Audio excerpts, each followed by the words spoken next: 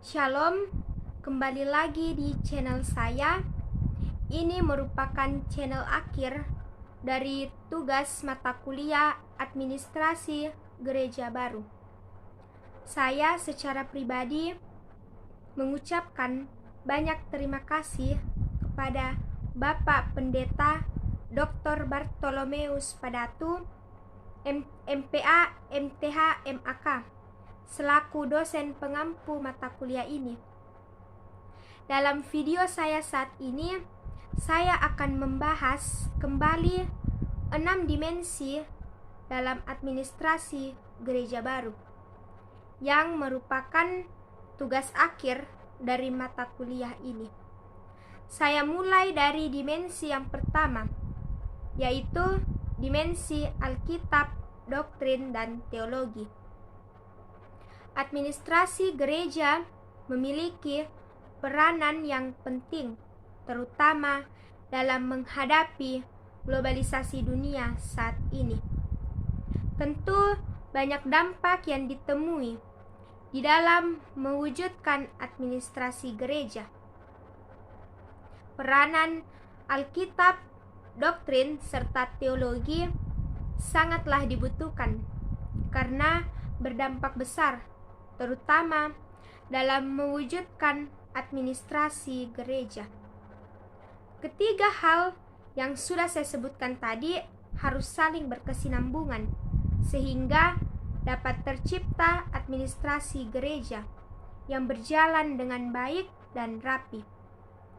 Administrasi gereja terbagi atas dua, yaitu administrasi gereja lama yang disingkat AGL dan administrasi gereja baru yang disingkat AGB. Gereja yang terus berusaha mewujudkan administrasi yang baik di masa kini maupun di masa yang akan datang merupakan administrasi dari gereja baru yang terus berupaya memajukan serta memberi administrasi gereja atau membuat administrasi gereja berjalan dengan rapi dan baik.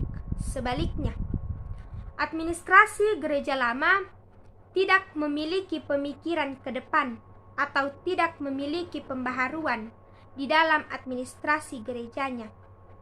Oleh karena itu, peranan Alkitab, doktrin, dan teologi sangatlah dibutuhkan dalam mewujudkan administrasi gereja masa kini. Alkitab, doktrin, dan teologi sangatlah berdampak, terutama dalam mewujudkan administrasi gereja baru. Tiga hal ini harus saling berkesinambungan agar dapat menjalankan fungsinya masing-masing dengan baik dan rapi, agar terwujud suatu administrasi gereja yang baik. Oleh karena itu, Alkitab, doktrin, dan teologi sangat berdampak dalam administrasi gereja saat ini, terutama dalam memperbaharui atau mewujudkan administrasi gereja baru. Di sini saya akan menguraikan dampak yang signifikan dari peranan Alkitab, doktrin, dan teologi di dalam mewujudkan administrasi gereja. 1. Alkitab. Allah menyatakan seluruh kehendaknya kepada manusia melalui Alkitab. Dengan demikian, dapat disimpulkan bahwa Alkitab memang sangat berperan penting, terutama dalam administrasi gereja.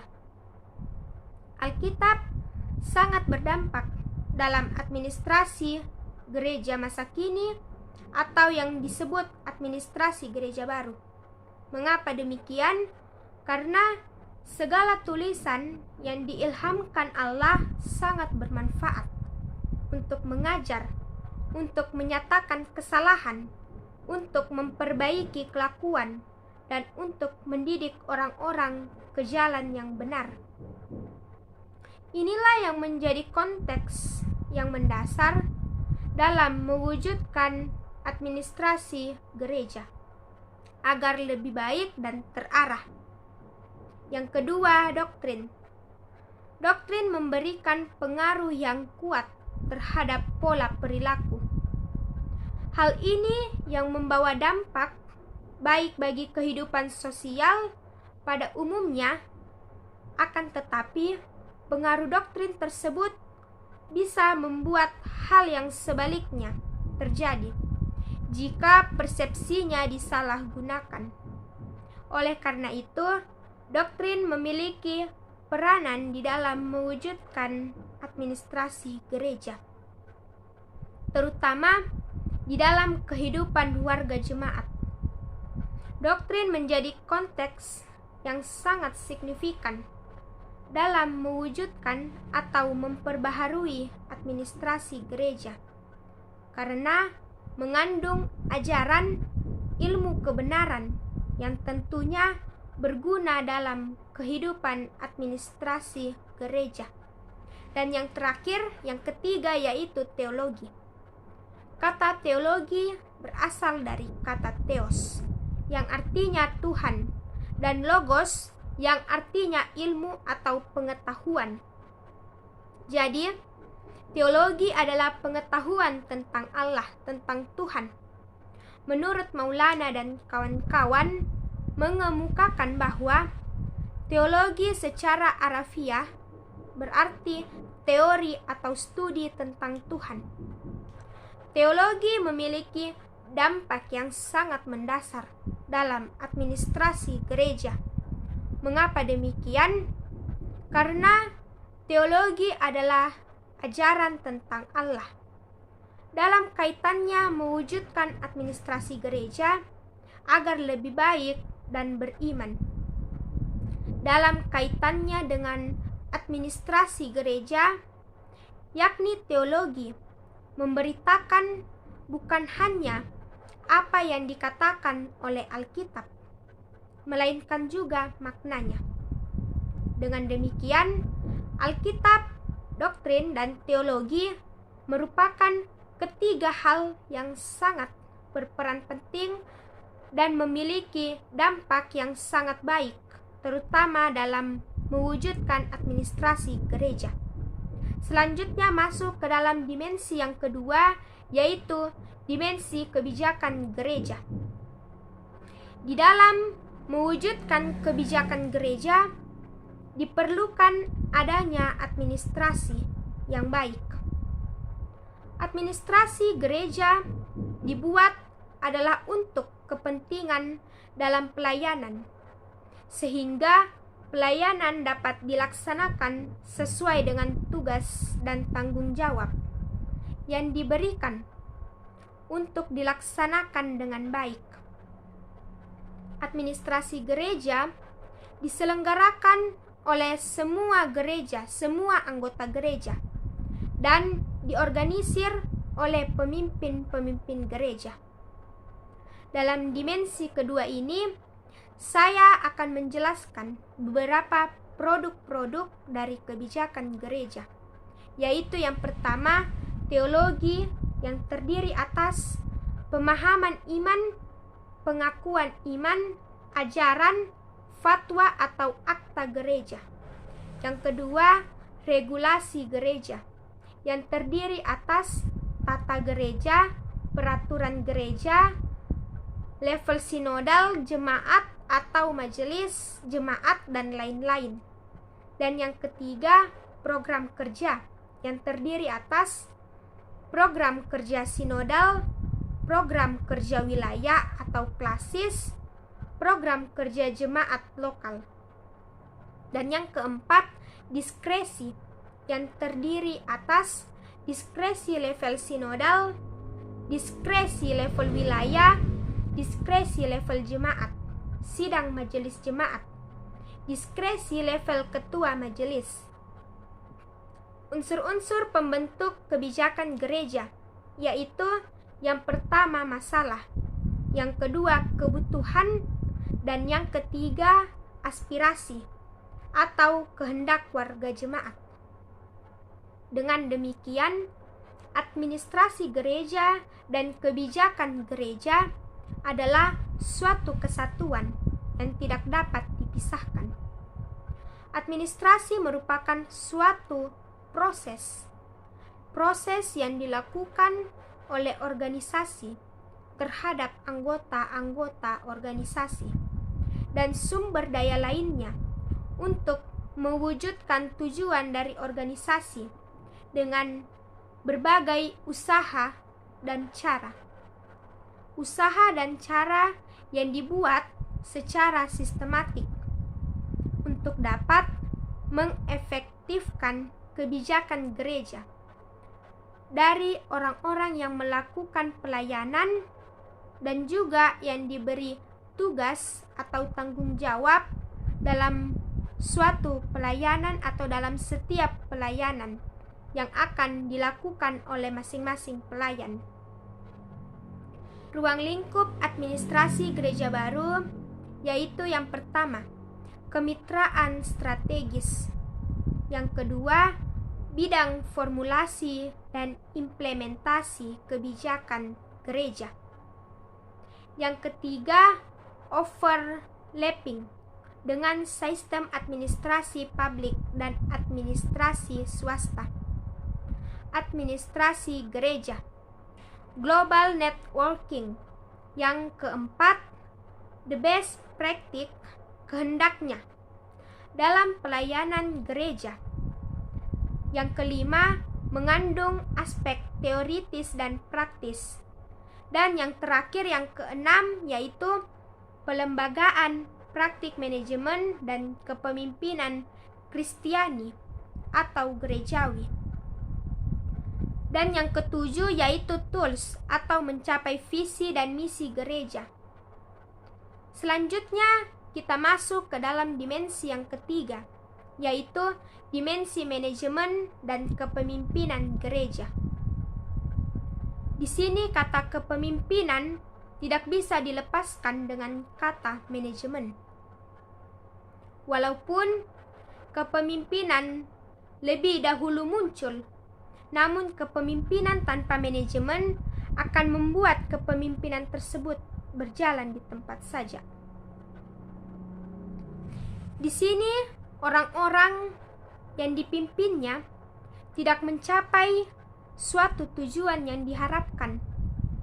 Seorang pemimpin, khususnya seorang pemimpin gereja, seharusnya menyadari bahwa manajemen akan sangat membantu dalam mengembangkan kepemimpinan yang dilakukannya dan membuat kepemimpinannya jauh lebih efektif dan jauh lebih efisien.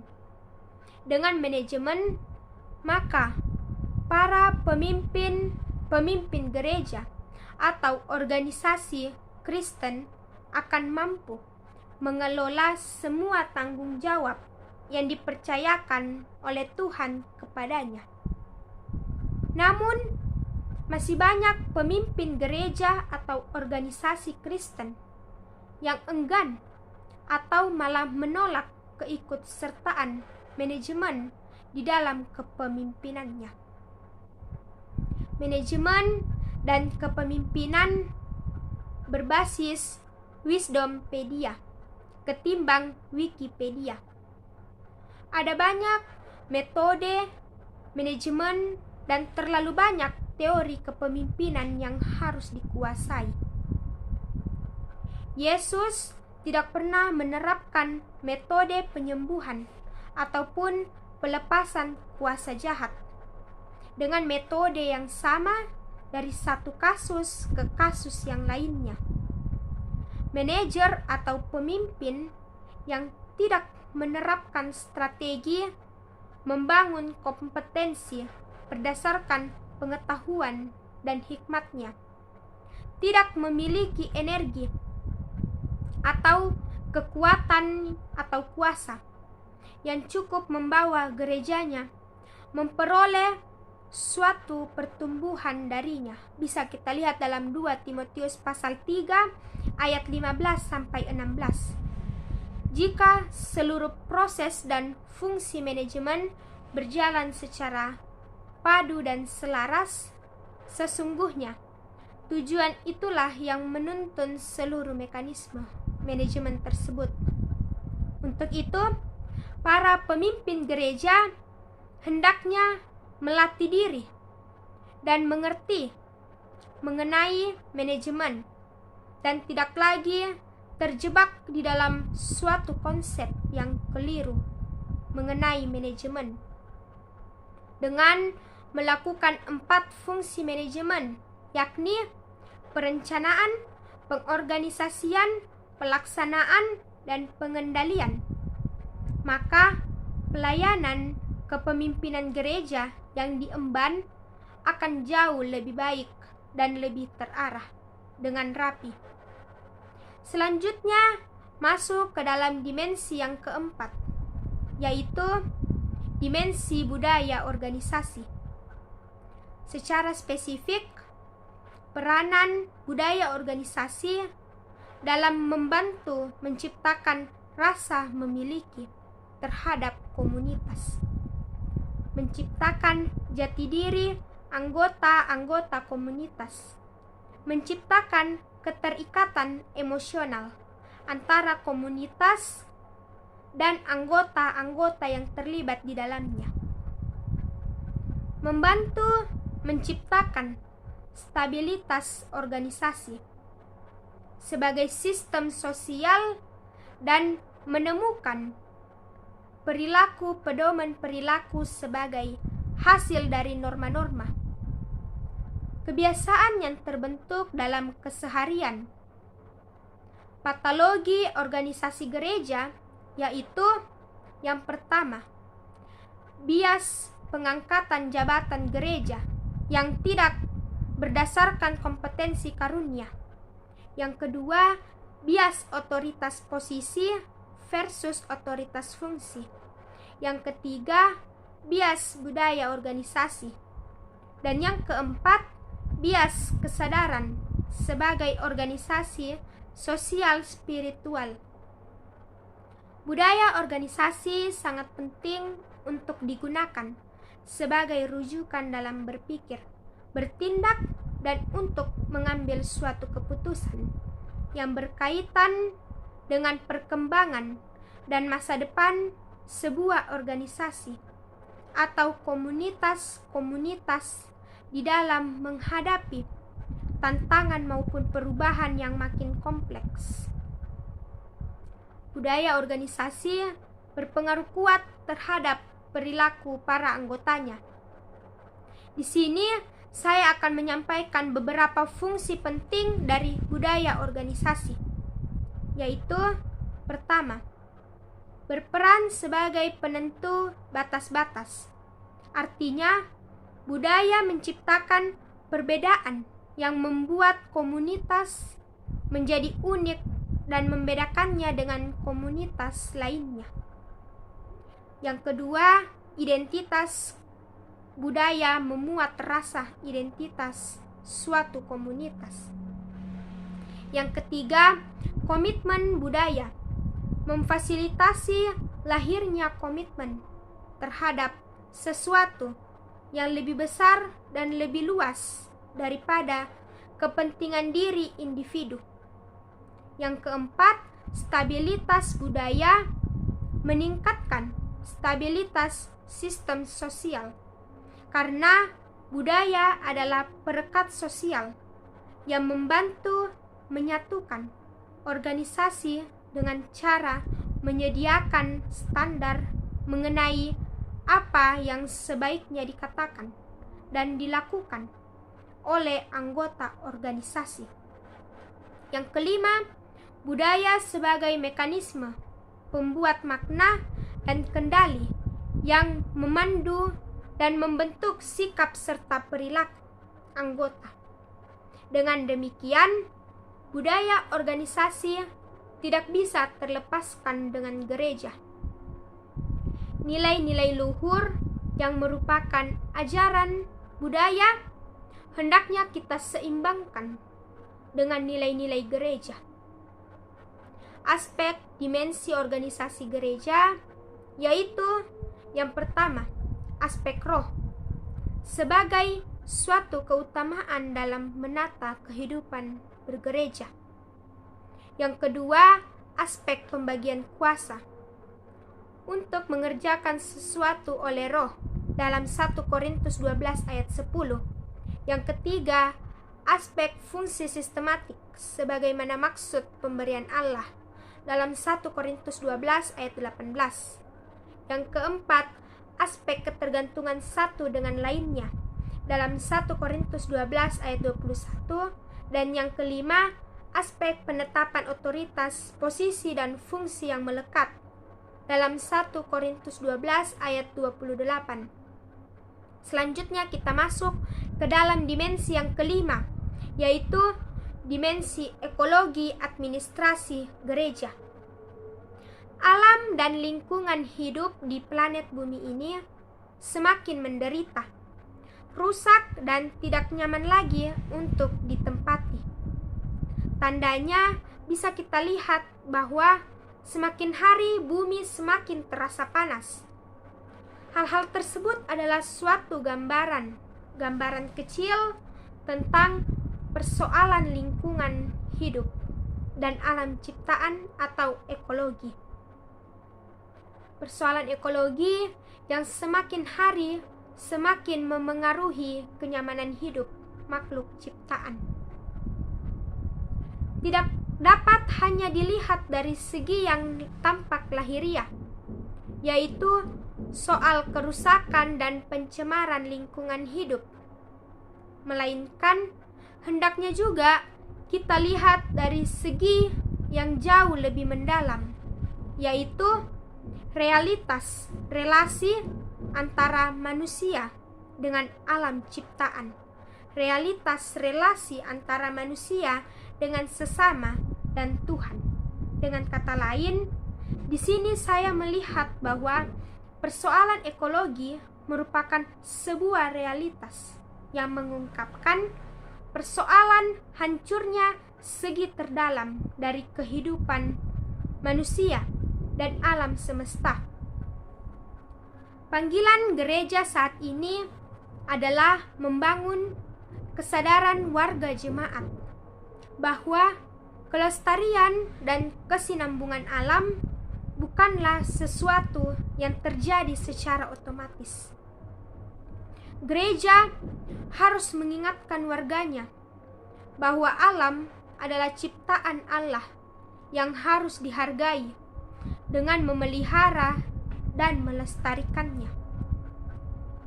Gereja harus menanamkan kesadaran bahwa kesadaran ekologi merupakan akibat langsung dari iman akan penciptaan, dan iman akan penciptaan merupakan akibat langsung dari iman kepada Allah sebagai pencipta. Manusia harus menghormati Sang Pencipta dengan menjaga kelestarian ciptaannya, dan dengan demikian keutuhan dan kelestarian ciptaan menjadi berkat bagi semua yang hidup. Dalam hal ini, peran gereja sangat dibutuhkan. Gereja dapat menekankan kembali bahwa seluruh ciptaan ada dengan tujuan untuk memuliakan Tuhan, bukan untuk kepuasan diri sendiri. Alam membutuhkan kepedulian dari manusia, sehingga alam perlu untuk dirawat dan dilestarikan. Gereja adalah persekutuan orang-orang kudus, yaitu persekutuan orang-orang yang menjadi suci kembali di hadapan Allah oleh karena perbuatan Tuhan Yesus Kristus. Dan atas dasar itulah administrasi gereja sangat diperlukan dalam gereja, karena yang diurus oleh gereja adalah orang-orang. Selanjutnya kita masuk ke dalam dimensi yang terakhir, yaitu dimensi yang keenam, yaitu dimensi evaluasi kinerja gereja. Di dalam mewujudkan administrasi gereja yang baik, tidak lepas dari kinerja suatu gereja. Evaluasi kinerja suatu gereja inilah yang akan menentukan nasib suatu gereja. Oleh karena itu, pentingnya suatu evaluasi kinerja dalam administrasi gereja harus diterapkan secara sistematis dan terarah. Tentu semua ini tidak terlepas dari prinsip-prinsip yang perlu dipahami dalam menjalankan administrasi gereja baru. Prinsip-prinsip tersebut yaitu yang pertama, Alkitab. Allah menyatakan seluruh kehendaknya kepada manusia melalui Alkitab. Yang kedua, doktrin. Menjadi konteks yang signifikan di dalam mewujudkan atau memperbaharui administrasi gereja. Seperti yang sudah saya jelaskan tadi, karena mengandung ajaran ilmu kebenaran yang tentunya berguna dalam kehidupan administrasi gereja. Yang ketiga, teologi. Memiliki dampak yang sangat mendasar dalam administrasi gereja.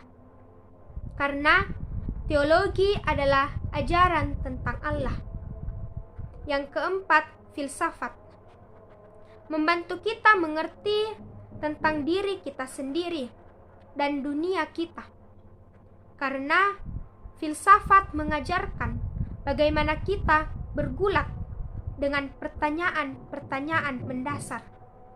Dan yang kelima, metode dan teori. Penting dalam memahami evaluasi kinerja gereja, karena merupakan cara atau prosedur yang ditempuh untuk mencapai tujuan gereja secara sistematis. Prinsip-prinsip yang sudah saya sebutkan tadi adalah suatu hal yang perlu diketahui dan dipahami di dalam mewujudkan kinerja gereja.